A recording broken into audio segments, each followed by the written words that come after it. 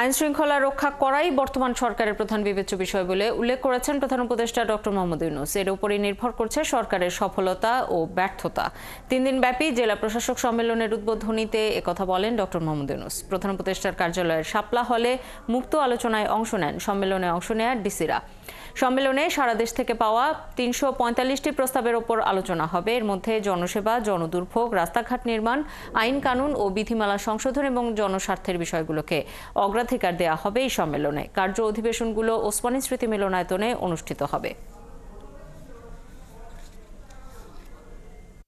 আমরা যেহেতু এমন পরিস্থিতি এসেছি, এটা ল অ্যান্ড অর্ডার, একটা শান্তি শৃঙ্খলা বজায় একটা মস্ত বড় ইস্যু হয়ে গেল। এটাতে আমরা কি পরিমাণ অগ্রসর হলাম, কি করণীয় আমাদের, এটা একটা 1 নম্বর বিবেচ্য বিষয় আমাদের ল অ্যান্ড অর্ডার। এটা যাতে আমরা বিফল না হই, কারণ এটাতেই